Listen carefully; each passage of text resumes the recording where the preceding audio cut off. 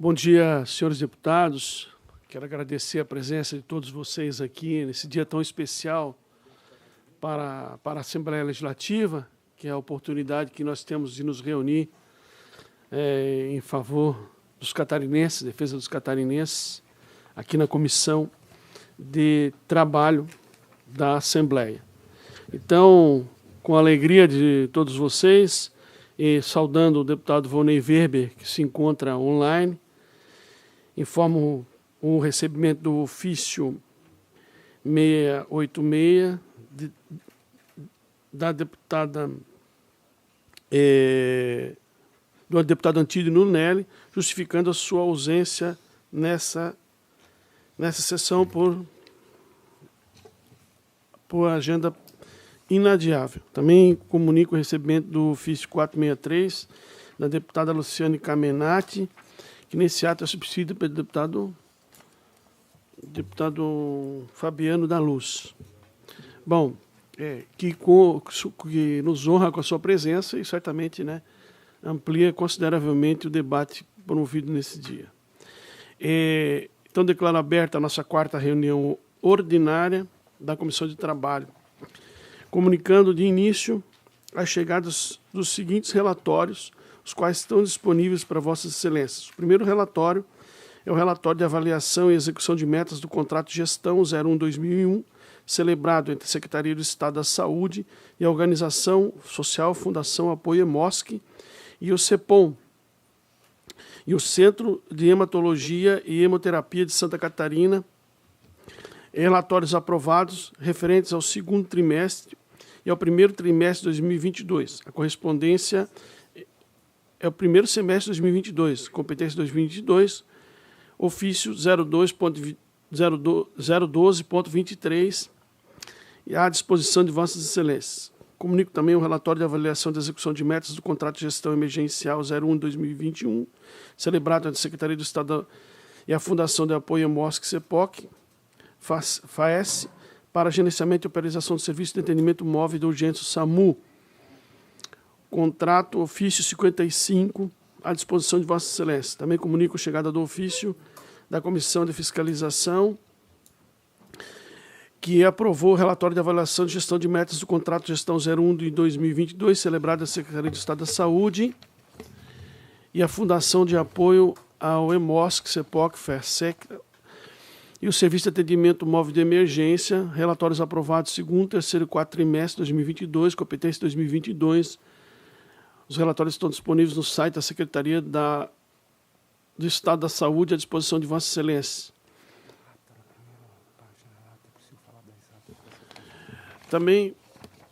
Também comunico a chegada para que tomem conhecimento da deliberação de cópia e apresentação assinada pela Resolução 165/2022, aprovada pelo Tribunal de Contas do Estado de Santa Catarina, em 16 de novembro de 2020, que institui procedimento de celeridade e altera o regimento interno para dispor sobre procedimentos apuratórios preliminares. Os ofícios e os relatórios estão à disposição de Vossas Excelências.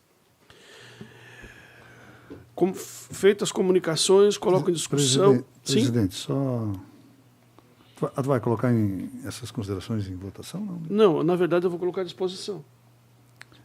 Só fazer uma pergunta para a comissão, se as demais OSs que têm celebrado os convênios com a Saúde de Santa Catarina também encaminham para cá esses relatórios, de tal forma faz a FAES e o CEPOM, de todos os hospitais?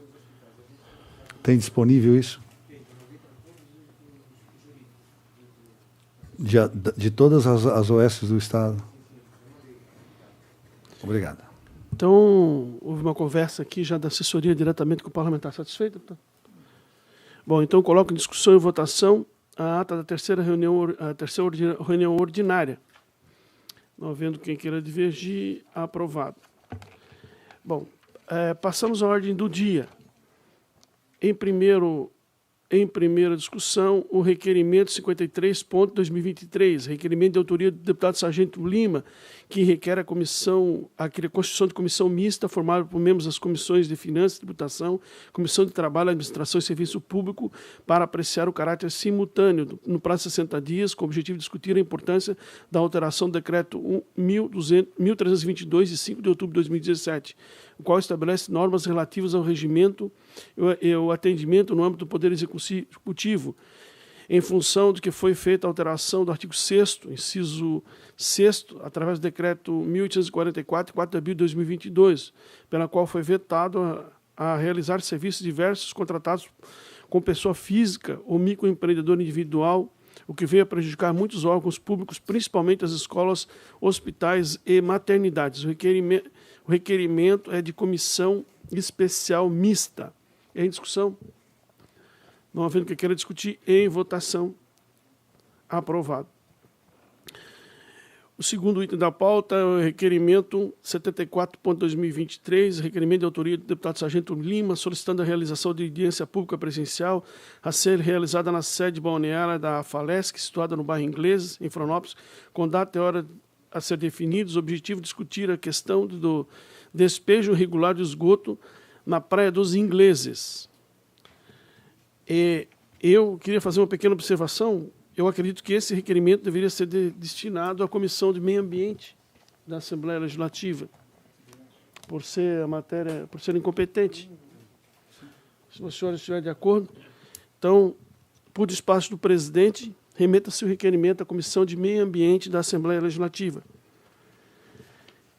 Pareceres, votação, com a palavra o deputado Lucas Neves. Senhor presidente, eu passo a relatar aqui o projeto de lei 252 de 2021, de autoria da deputada Paulinha, que estabelece normas para a comprovação de residência no âmbito do estado de Santa Catarina. O projeto de lei, autuado sob o número 252, que estabelece essas normas, tem por objetivo regulamentar a autodeclaração e a presunção de boa-fé, bem como desburocratizar procedimentos quando da exigência de comprovação de residência. Eu vou passar direto ao voto, senhor presidente. De análise dos autos no âmbito desta Comissão de Trabalho, Administração e Serviços Públicos, com enfoque nas disposições contidas no artigo 80 e no artigo 144 do Regimento Interno, constato que a proposta legislativa se reveste do interesse público na medida em que a norma projetada busca tão somente facilitar a vida do cidadão ao simplificar as exigências documentais requeridas pelo Estado e pela iniciativa privada quando da necessidade de comprovação de residência, sobretudo às pessoas mais humildes, muitas vezes prejudicando o acesso desses a serviços essenciais. Dispositivos semelhantes foram adotados com sucesso em outros entes da Federação, a exemplo dos estados do Rio de Janeiro, Mato Grosso do Sul, bem como no município de Goiânia. As justificativas que ensejaram os diplomas legais supracitados convergem para o fato de que, na maioria das vezes, as pessoas não possuem seu próprio nome e contratos firmados com concessionárias de água e luz ou empresas provedoras de telefonia ou internet, e tampouco são locatários formais ou proprietários das residências que habitam. Ante exposto, com base no artigo 80 e também no 144 e 209 do regimento desta Casa, voto no âmbito desta Comissão de Trabalho, Administração e Serviço Público pela aprovação do projeto de lei 252 de 2021. Em discussão, parecer do deputado Lucas Neves ao PL 252.8 de 2021. O parecer é pela admissibilidade. Em discussão? Presidente, uma vez que eu estou tomando conhecimento do projeto mais a fundo e verifiquei também o parecer da PGR pela inconstitucionalidade do projeto, apesar de já ter passado na Comissão de Legislação por usurpar da competência privativa da União, eu vou pedir vista ao projeto para poder analisar melhor e devolvo assim que possível à comissão novamente. Vistas o deputado Peixe. Deputado Zé Milton. Presidente, cumprimentá-lo, cumprimento a todos os colegas deputados. De maneira bem breve, quero aqui relatar ao PL 356.4 de 2020, cujo autor é o eminente deputado Gessé Lopes, que estabelece medidas protetivas ao direito dos estudantes do Estado de Santa Catarina ao aprendizado da língua portuguesa de acordo com a norma culta e orientações legais de ensino. Trata-se de um projeto que tem como objetivo estabelecer aqui medidas protetivas ao direito dos estudantes catarinenses com relação ao aprendizado da norma culta e também das orientações legais do ensino. A matéria ela recebeu o apensamento referente a outros 2 projetos, o PL 357 de 2020, cuja autora é eminente deputada Ana Campanholo, também ao PL 369 de 2020, do eminente deputado Jair Mioto, por serem projetos que têm o mesmo objetivo de resultado. A proposta ela obteve um parecer favorável na CCJ sob a relatoria da deputada Paulinha, que apresentou a emenda substitutiva global para adequar aí o projeto de lei à técnica legislativa usada, bem como também para suprimir aí o comando, um artigo 5º do projeto, com a finalidade de atender também aí o enunciado número 001 de apensamento dos projetos.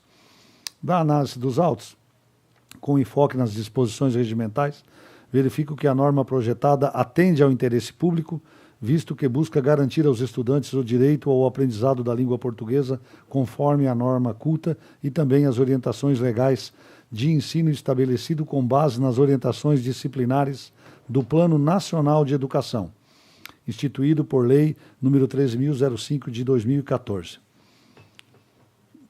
A referente emenda substitutiva global da CCJ, entendo também que esta deve prosperar na medida em que atende às normas estipuladas pela Lei Complementar 589 de 2013, que dispõe sobre a orientação, redação, alteração e consolidação das leis ao já mencionado enunciado 001 da Comissão de Constituição e Justiça.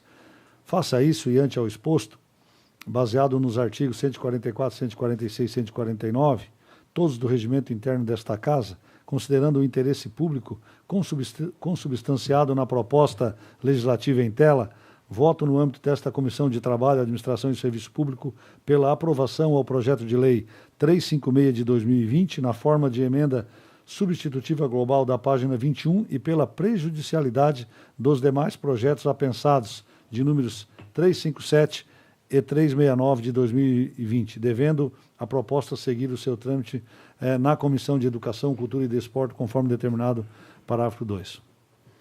Em discussão, o parecer do deputado José Milton Schaefer, o PL 356.4. O parecer é pela admissibilidade e rejeição dos projetos em apenso. Não havendo quem queira discutir, coloco em votação. Os contrários se manifestem, aprovado por unanimidade. Vossa Excelência continua com a palavra? Pauta limpa, presidente. Obrigado. E diante da ausência da deputada Luciane Carminati, transfiro o projeto pautado dela para a próxima reunião. Apresento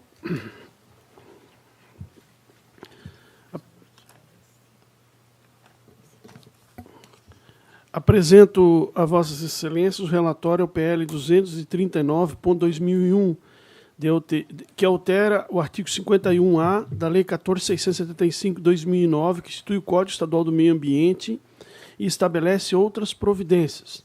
O autor é o nosso eminente presidente, deputado Mauro de Nadal. Cuida-se de projeto de lei de iniciativa parlamentar que tem por escopo alterar o artigo 51 da Lei 14.675/2009, que institui o Código Estadual do Meio Ambiente, para ampliar o rol de profissionais habilitados e profissionais de biologia na elaboração de projetos de outorga e recursos hídricos sujeitos a licenciamento ambiental. A matéria ultrapassou todas as comissões e se encontra pronto para relatório nessa comissão de mérito. O voto, diante do interesse público e diante da oportuna e conveniente apresentação da proposta para melhorar a vida dos catarinenses. O projeto apresenta interesse social e não apresenta nenhum óbice para a tramitação, razão pela qual apresento voto pela aprovação da matéria do projeto de lei 239.2021 no âmbito dessa comissão, com a emenda modificativa que apresento apenas para fazer a redação, adequar a redação final. É em discussão. Presidente, Vossa Excelência tem a palavra. tendo em vista que gostaria de tomar conhecimento de mais algumas informações a respeito do projeto, gostaria de pedir vista em gabinete. Vistas ao deputado Schaeffer. Apresento a Vossa Excelência o projeto de lei 027/2023, que altera a Lei 16.157/2013, que dispõe sobre as normas e requisitos mínimos para a prevenção e segurança contra incêndio e pânico e estabelece outras providências. O autor, deputado Carlos Humberto. A matéria seguiu as suas tramitações nas comissões anteriores, não havendo apresentação de nenhum óbice. Vale destacar que constitui-se nos autos o ofício 146/2023, subscrito pelo comandante-geral do Corpo de Bombeiros de Santa Catarina, manifestando apoio no mérito, por considerar que a proposta vai ao encontro dos interesses da corporação, à medida que tomará processo relacionado à regularização de edificações contra a segurança contra incêndio e, de fato, mais eficiente, célebre e menos burocrática. Observando os requisitos primários da apresentação da presente proposta, não encontrei óbice na tramitação regular do feito, razão pela qual apresento a Vossa Excelência a aprovação. Voto pela aprovação do projeto 027.2023. Em discussão. Eu gostaria apenas de indagar, se é possível responder, se essa resposta dada pelo Comando dos Bombeiros é fruto de uma diligência cuja resposta acabou não sendo incluída na secretaria da comissão, pelo menos até o momento. Eu informo que o que consta do relatório é o recebimento do ofício 0146/2023, subscrito pelo comandante-geral do Corpo de Bombeiros de Santa Catarina, Coronel Fabiano da Luz, manifestando apoio ao mérito da matéria. Eu acredito que não conste diligência.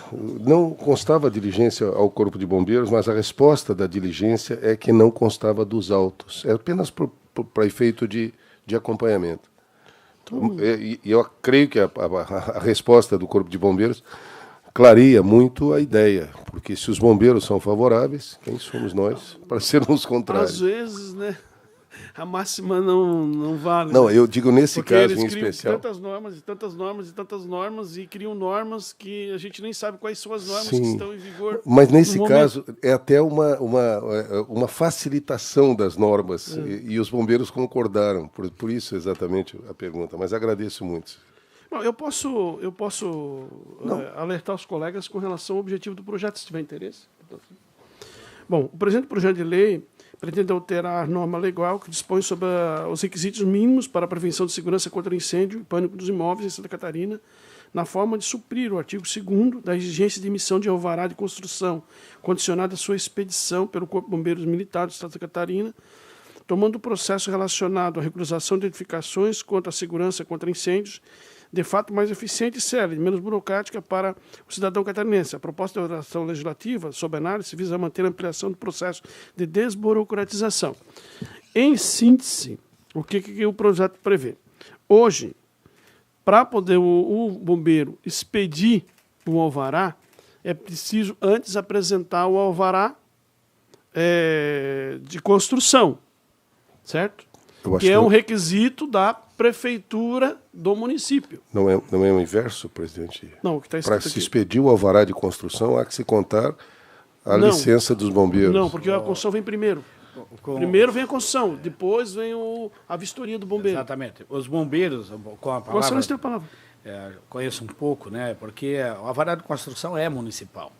Mas em Joinville é um pouco diferente, que é bombeiros voluntários. Mas é necessário ter o alvará de construção, mandar para o Corpo de Bombeiros, para eles então emitirem o parecer do Corpo de Bombeiros. Neste caso, ele está tirando essa burocracia. Já pode fazer bombeiros antes de ter o alvará do município.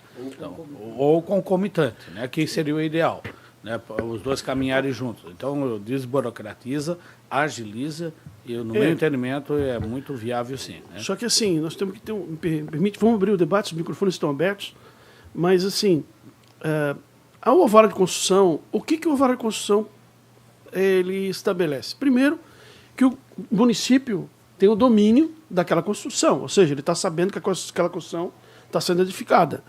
Também está sabendo que aquela construção não está sendo edificada em área de risco, em área de preservação permanente, em áreas que impedem a edificação. Porque o alvará de construção, em tese, né, representa a autorização do município para edificação.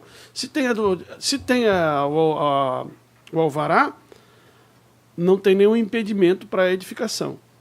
Hoje funciona assim. O alvará, expedido pelo município, legaliza a obra, constrói a obra e vem o Corpo de Bombeiro e faz a vistoria.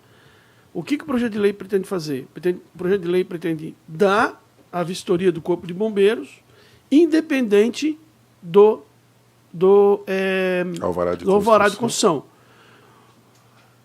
Agora, essa é uma pauta lá do plenário, sabe?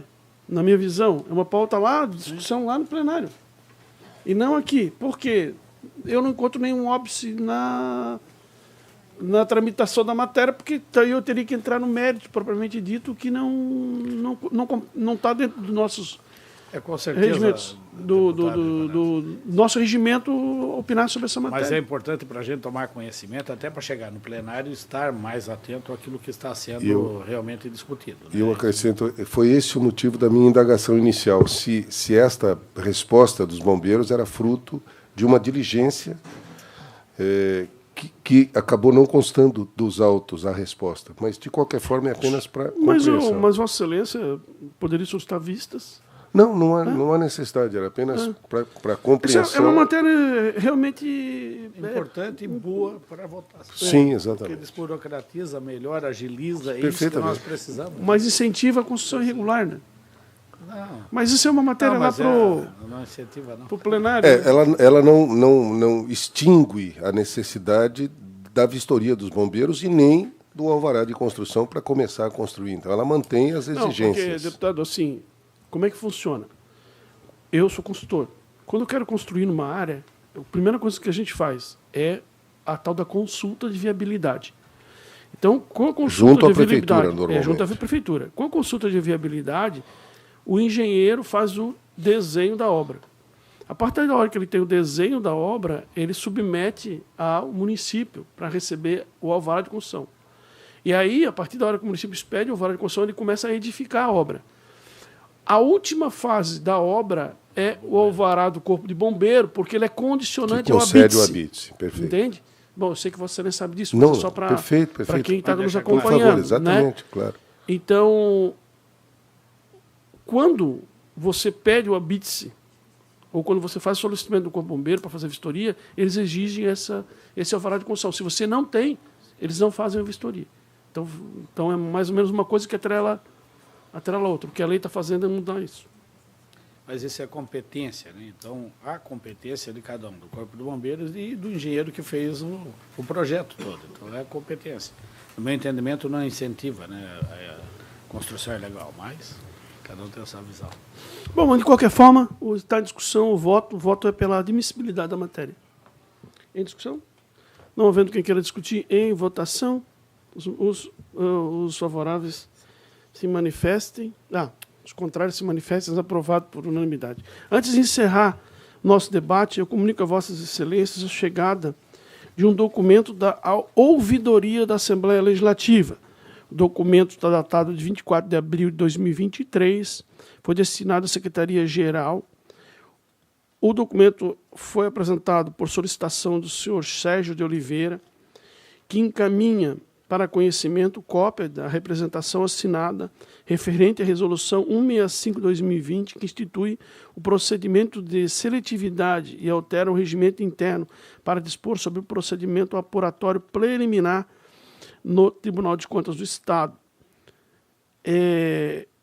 A sugestão da presidência é que seja expedido ofício ao Tribunal de Contas para ouvir o Tribunal de Contas a respeito dessa manifestação da ouvidoria da Assembleia Legislativa a respeito da documentação recebida. Porque o que nós recebemos aqui na ouvidoria é de que o Tribunal de Contas não estaria obedecendo regras pré-estabelecidas na legislação, etc, etc. Então, a sugestão é de que nós encaminhemos essa documentação para o Tribunal de Contas, para que o Tribunal de Contas nos apresente um parecer a respeito da própria reclamação recebida da ouvidoria. E quais são as normas que não estão sendo... Bom, aí ele alega que os procedimentos preliminares não estão sendo obedecidos. Ainda há pouco nós votamos uma legislação aqui que altera essa regra na Comissão de Finanças. A Comissão de Finanças ainda há pouco aprovou uma nova legislação a respeito das regras que são pré-estabelecidas no regimento do Tribunal de Contas para apuração preliminar de procedimentos administrativos. Então, o ideal seria a gente ouvir o Tribunal de Contas, que pode ser que nessa legislação já esteja se superando as reclamações que o senhor Sérgio de Oliveira faz aqui à ouvidoria da Assembleia.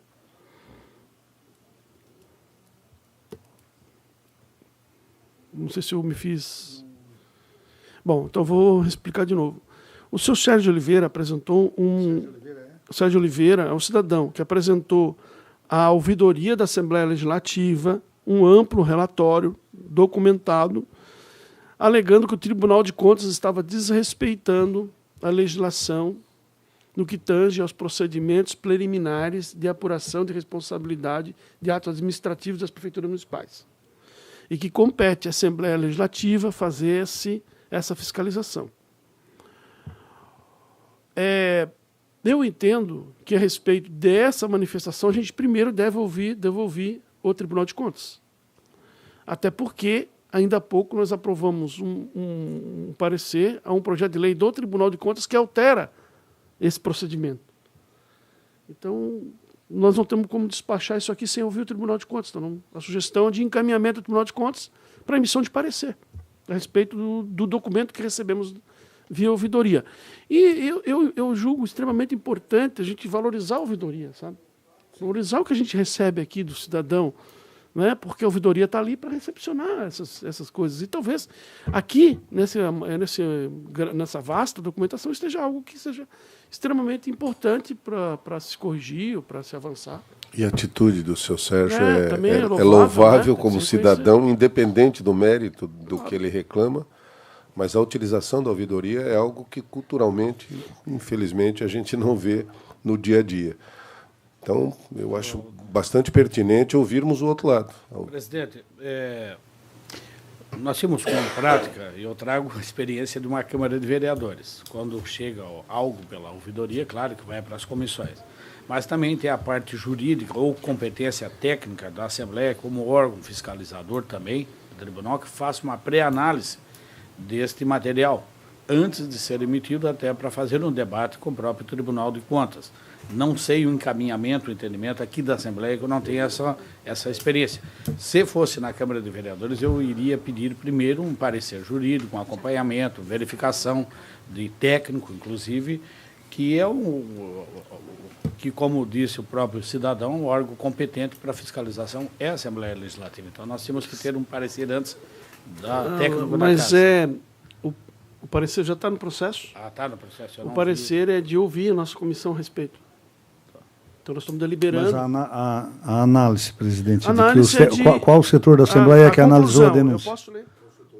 Não, o parecer da nossa consultoria, da doutora Carula, tendo-se o presente que descabe à Procuradoria da LESC, nessa quadra processual, se pronunciar sobre o mérito da matéria, uma vez que essa competência originária incumbe a comissão pertinente, no caso, a Comissão de Administração e Serviço Público, devolva os autos de origem para expor aos senhores deputados a deliberação a respeito do tema.